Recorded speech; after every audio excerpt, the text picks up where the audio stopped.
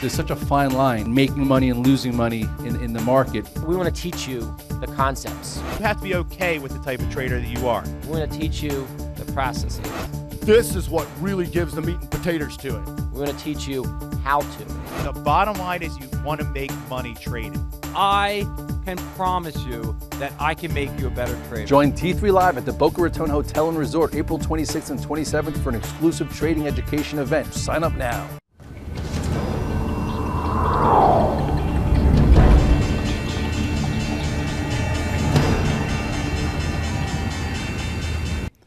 Good afternoon. This is Scott Redler, Chief Strategic Officer at T3Live.com. Welcome to today's recap.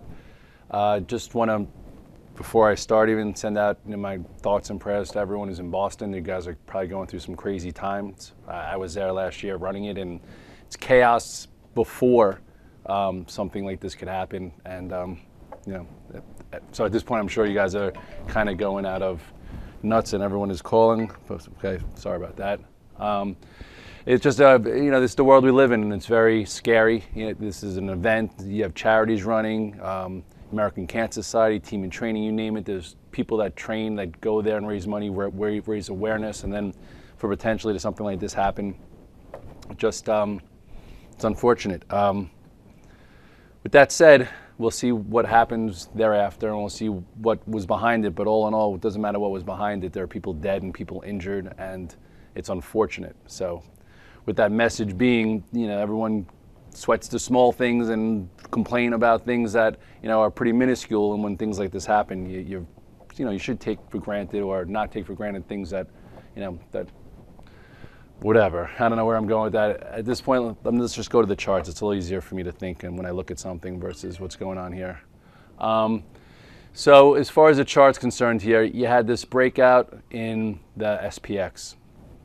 And it went and it failed. So for now, what you have here is a potential short-term top. You don't know what this type of move could lead to. All I know is when I see stocks do like a breakout type failure, I always circle it because I say if you're playing a stock or a sector for a breakout above a key level, if it trades back below that key level, you probably want to sell some of that stock because it's not valid.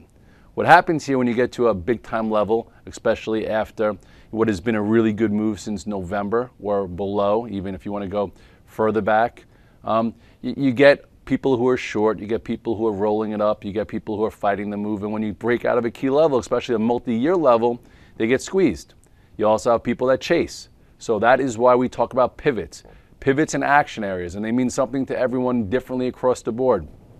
Here was the guys that probably threw in the towel short, and then people maybe finally saying, I'm going to get in long, and lo and behold, we were off Friday with the breakdown in the commodities, and it held in there for that day. But really, once we traded below and couldn't get back above 1579, depending on who you are, you had to stop here at 1573.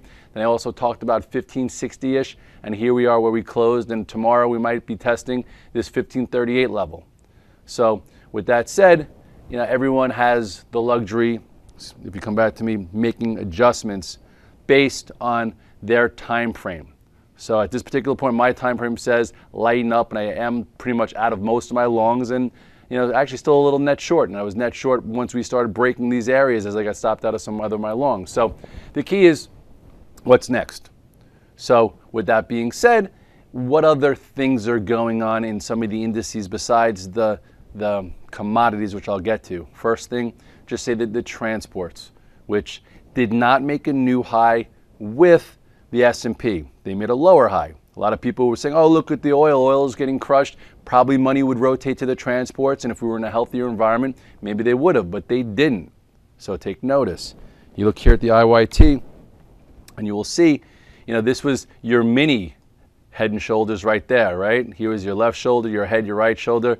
It broke below, held this area, rallied back up, created a bit of a right shoulder, and here could have been your stop. And now look at this wide-range engulfing bar that closed on this neckline. So with that said, it's a little, I would say, if you rode this rally for the past year or two, this and that, if you have a high-level stop, you got it hit. If you want to wait to see if there's real confirmation here. Maybe, you wait to see, make sure that it stays below the bottom half of this wide range bar. And then if it breaks, you have a, 112 down to 105, and then 7 points gets you moved to the 200-day, which wouldn't be the end of the world, but you don't need to suffer through that if you are in front of your keyboard and you can make adjustments. Russell also, part of the three amigos that gave you some clues that there was some weakness setting in right here. It too did not make a new high when the spiders did. So what do you have here? You have a neckline somewhat, another head and shoulders top. This did get a little higher, so it pierced, probably squeezed a few people that were trying to play for this then. But here we are at this level.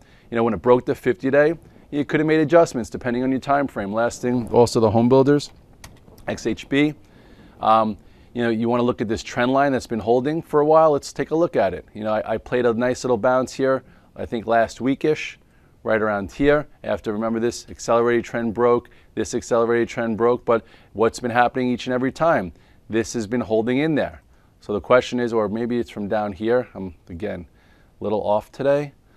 This is when, maybe if this were to break, this too sees a move down to 27 or to 2602.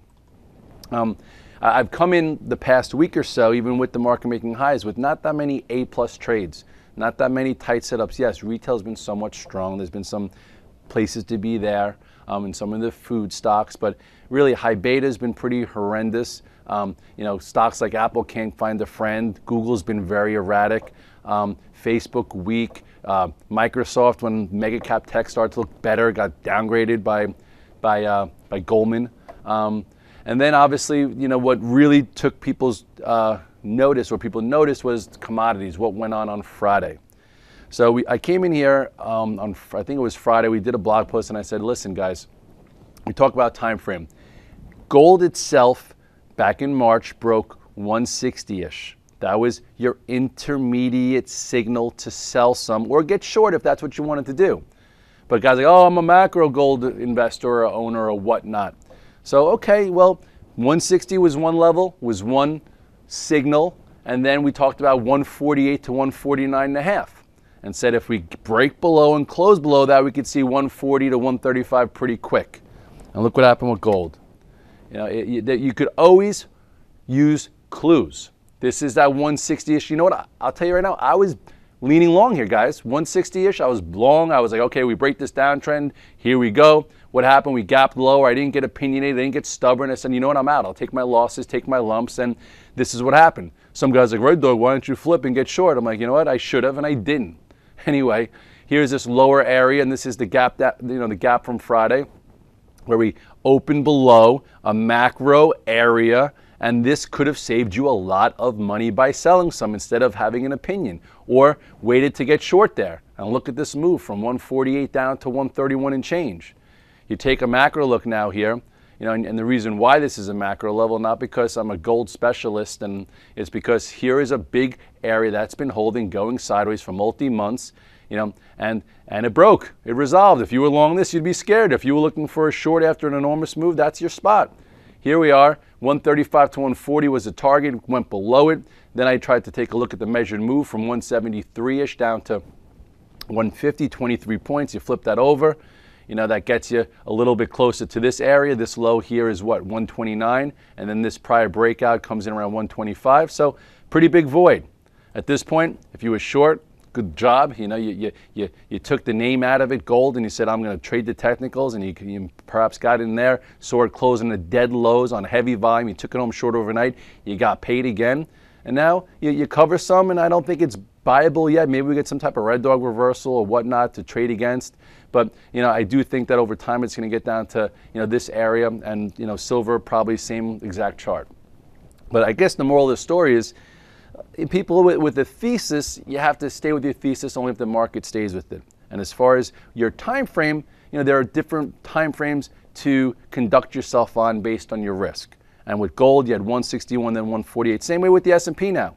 My time frame is if we trade above and we ride the 8 and 21 day, I tend to have multiple positions. I try and be in portfolio approach, but if that gives and I see other things on the side lining up, I get closer to flat or closer to, net short. Today I was net short for a period of time. Now I'm net short overnight, but not a lot. I covered some.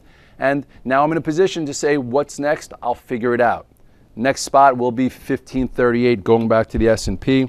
Next spot, if you look at the move it still had here, very enormous. Last time in the first quarter, remember this head and shoulders pattern? Okay, that took place after a really nice move that started to start the year. Actually, where are we here? No, that was, that was into this area. When this resolved to the upside, here was your first quarter big move, head and shoulders pattern that gave you a tradable move to the downside. So now the question is, will that happen here again? You have your accelerated trend line, which we're above. So 1540 is that next spot. If we break below that, who knows? Maybe we do pull back, to test the 1474 area. But, first we have to get through here. And a day like today, I'm not a buyer of a big engulfing down bar. I'm sorry, I just don't do it. I'm also not, everyone's like, oh, but your macro call to S&P 1700. I'm like, okay, well, my wife's not selling her 401k today. She's going to stay the course. And whether if you have a 529, I don't think you should be off course because your kid's 405 because of this wide range bar. But if you trade the market, no reason to be stepping in front of this right away. Let's see what it leads to. You have one big area here. A lot of just to give you my thinking on what could happen here. Perhaps we do open down into this support, and then remember this potential head and shoulders pattern that got blown out with the left shoulder, the head, and went too far through this and blew out the shorts. Maybe now this is a bigger one, right? Here's your left shoulder. Now this could be your head. Maybe we come into here tomorrow, and then we see if we retrace back a little bit to form this right shoulder, and then all of a sudden there's your first quarter, ending to this great move, and we see some kind of retracement, and then we figure out, what level holds, moving forward. But as of right now, this is all and this type of day gets me out of my portfolio approach. So, I just, there's not much more I'm gonna say today. I just hope that today's actions don't lead into, more bombs going off. I think they found other devices, and anyone that was injured today, my thoughts go out to your, to your family and friends, and I'll see you tomorrow morning. I'm Mark Sperling, Director of Trading with T3 Trading Group and contributor to T3 Live. Do you trade on your own, but you wish you enjoyed the benefits of a large trading floor? With the T3 Live virtual trading floor, we deliver that experience to you on your computer. On the VTF, you can follow the long and short positions of experienced professional traders like myself, Scott Redler, and others, and listen to our live radio stations as we navigate the markets. In addition, you get the added value of a large community of sophisticated and like-minded traders.